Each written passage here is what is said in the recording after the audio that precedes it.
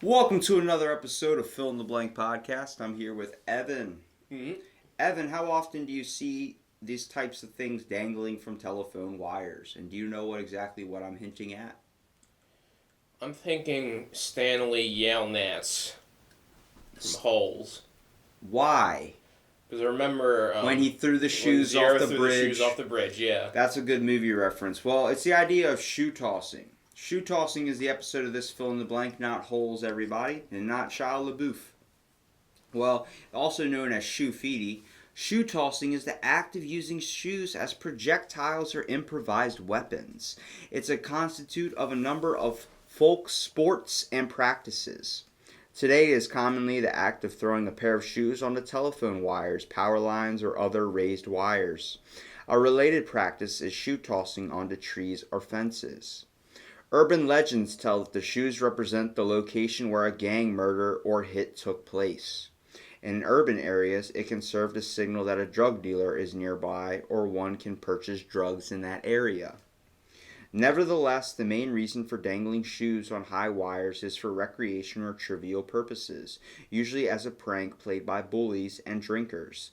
Thrown shoes may also symbolize local culture or traditions of some sort, including insults. Mostly seen in urban areas in the Southwest actually exists a similar practice. By placing old worn boots on the fence posts on the side of the road, many theories revolve around this myth, saying it shows a way for a homeowner to show he is out of town. When he returns to his house, he turns the foot or the front of the shoe back towards the house to let everyone know that he is home back. He is now back home. I don't know why you'd want to do that. Bunch of fucking thieves. A bunch of people are trying to talk to the farmer. West population and trying to get some crops or something. Like back then, people had to actually. I guess you go to the source to get the food. You generally had more faith in your fellow man back Plus, then. it's probably in a small town. So. Yeah. Some just believe it's just a fun thing and doesn't have a specific meaning at all. If you're going to throw your shoes, it's probably going to be for a fun meeting. You're not doing it to impress somebody else. But why the hell would you throw a nice-ass pair of shoes unless you were being... That's when you see a bully did it. Yeah. A drug dealer ain't throwing his brand new Nikes up on the telephone wire. You see a asshole kid throwing your brand new J's up on the fucking... Hey guys, watch this. Pole. Oh shit, those are my nice pair of Converse. Damn. What's that one movie about the basketball player who wore the shoes? To match your shoe. Oh, I forget. Jordan or whatever. Might have been like Shazam or something.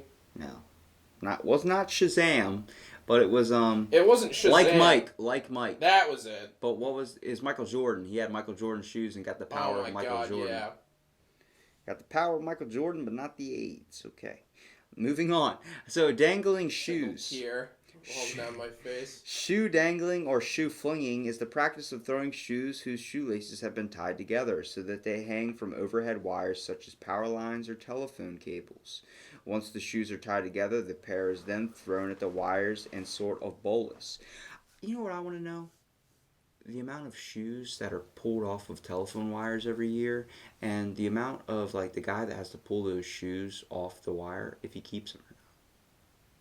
I think they're probably donated.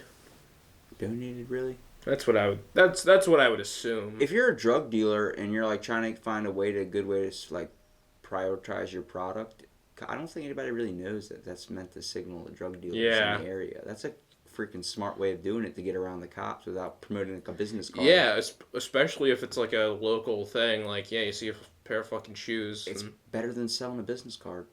Hey, want to buy some crack? Call this line 443-CRACK now.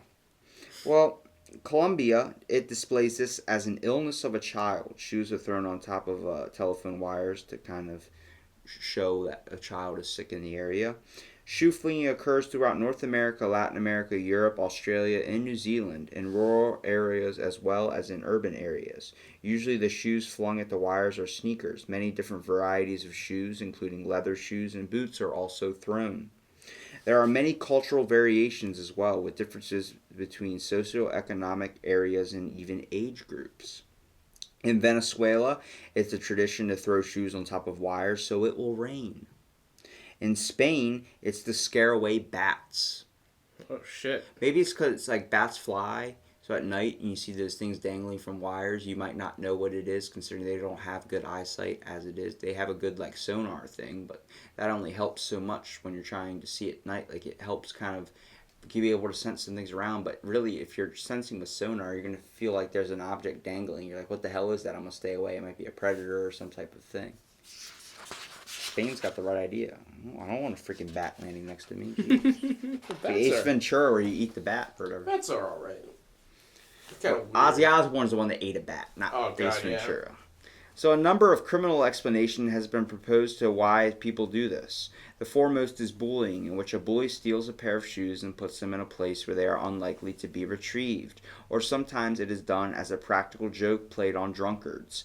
An April/May 2003 newsletter from the now former mayor of Los Angeles, California, Mayor James Hahn, cited fears of many Los Angeles residents that these shoes indicate sites at which drugs are sold, or worse yet, gang turf, and that the city and the utility employees had launched a program to remove the shoes.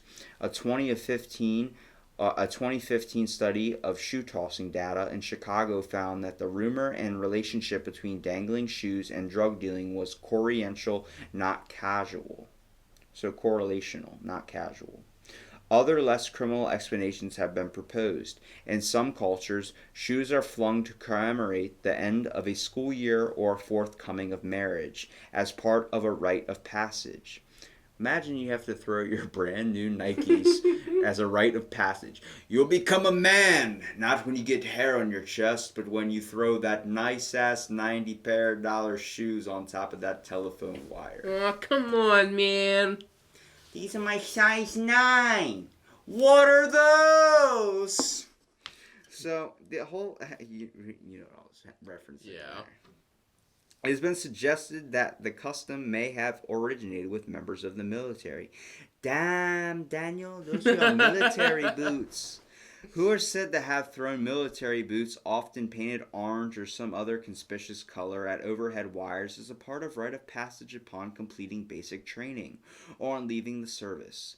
In the 1997 film Wag the Dog, shoe tossing features an allegedly spontaneous cultural manifestation of tribute to Sergeant William Schumann, played by Woody Harrelson, who has purportedly been shot down behind enemy lines in Albania.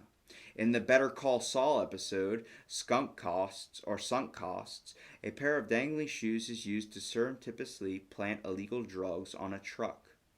Others simply say that shoe flinging is a way to get rid of shoes that are no longer wanted, are uncomfortable, or do not fit. It may also be another manifestation of the human instinct to leave their mark on and decorate their surroundings.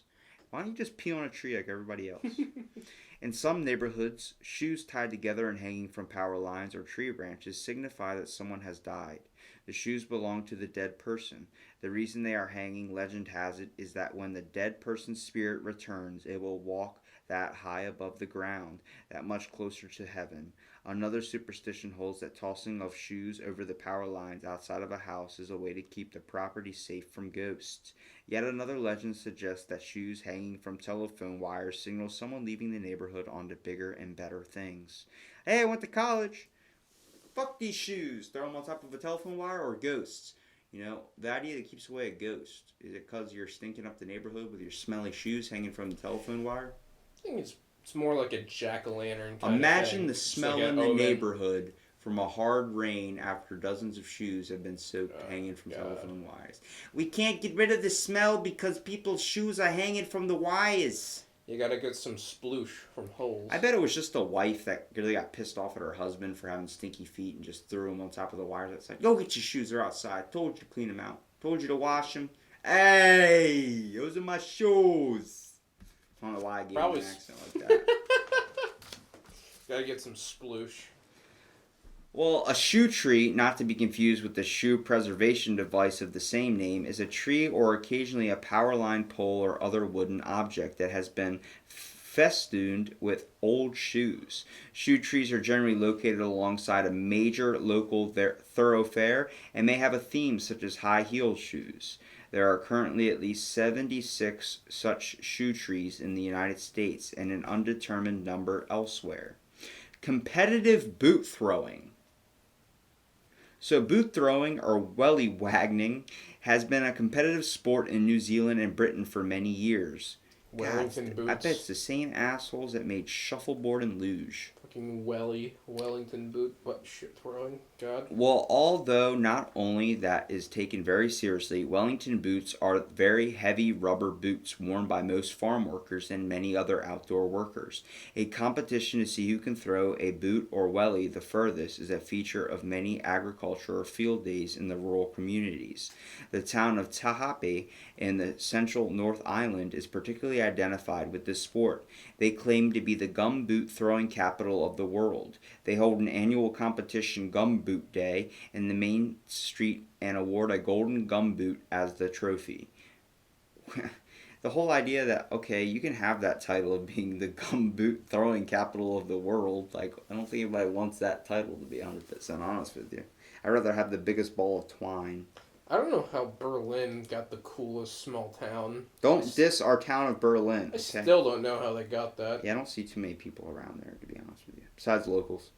Well, since 2003, the sport is practiced competitively in Eastern Europe. The 2004 World Championship competition was won by Germany, who is hosting the 2005 competition at Dublin. Teams were also expected from Australia and Russia. Boot throwing has been a popular sport in Finland since 1976, where the first Finnish championships of boot throwing was organized. I bet that whole game of boot throwing was even created just by a couple of drunk guys throwing their shoes. Yeah. I can throw mine farther than you can throw yours. Oh, really, Actually. bro? I can throw my shoe even farther than your shoe. I think What are we that's how. doing? Why is your clothes off, Pete? I don't know. That's how literally everything is created. The Scottish Championships were held in Oban in July 2009, where shoe throwing pioneers Artie Miller and David Goodberry created an impromptu event on the waterfront. This inspired such shoe throwing legend as Phil Reed, who always favored the lighter trainer to pick up the baton, or the sneaker in this case, and take it to a wider audience. A more amateur, watered-down version is still evident today in certain parts of Oban in July. It's also known as an insult. In many Arab cultures, it is considered an extreme insult to throw a shoe at someone. It is also considered rude even to display the sole of one's foot to someone. In 2008, Iraqi cameraman Mustar al-Zaldi threw two shoes at the United States President George W. Bush while the president was visiting Baghdad and was arrested and incarcerated.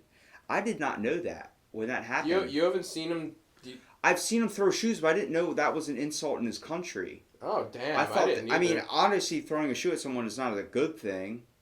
You know? It just seemed funnier than that, you know. It seemed like it was more like he threw something because he was obviously mad at the person. He decided to throw whatever he had near him. Yeah. Like if he had a water bottle, he would have threw that. But no, he decided to throw his shoes because that's an act of an insult from his country. Yeah. I did not know that. That's actually a pretty cool fact. And Bush dodged it like a badass. Yeah, right?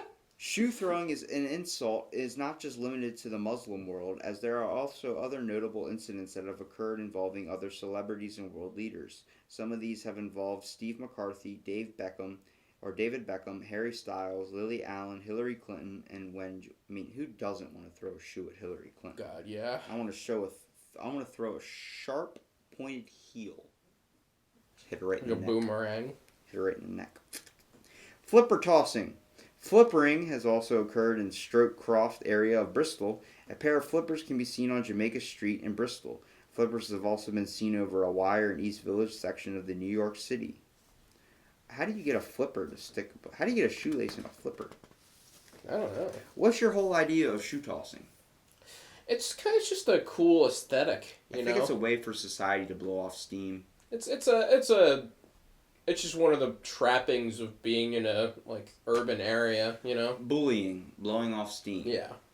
A fun thing to do with friends. The act of selling drugs. The act of marking your territory. It seems like it's just a way for humankind to kind of release tension. And It's a bunch of different kind of things, but it all just wraps back into that, like all that extra European boot tossing shit. That's kind of getting away from what I thought it was just a cool aesthetic of urban living. One fond memory I do have of a shoe tossing event was I broke my arm, and on the way to the hospital, we were playing I Spy, and the whole point was to get me to not focus on my arm. I was really little at the time. So my dad was like, I Spy, and we'd just play I Spy the whole way to the hospital. I didn't know where we were going. I just figured, like, my arm's in a sock right now to hold it in place because it's completely broken. And I'm looking out the window, and I remember seeing shoes on a telephone wire, and I just always wondered why someone would throw shoes on top of a telephone wire. Now I want to kind of go back to the area, see if those shoes are still hanging, and see if there's a local drug dealer I can buy some product off of. Some weed. I was thinking cocaine.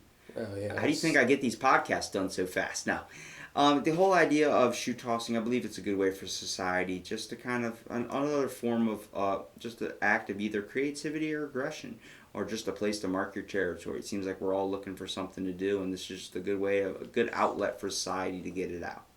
Well, anybody that wants to listen to this fill in the blank, or look up shoe tossing, or even think back to a memory you saw the last time you really saw a pair of shoes hanging from a telephone wire, and maybe take the time next time you do come across this to take the time to maybe search in the area and see what the whole deal is. Maybe there might be a story behind someone that might have died there, or some type of gang turf conflict that you might not want to get involved in, but like the conflict between McDonald's and Burger King.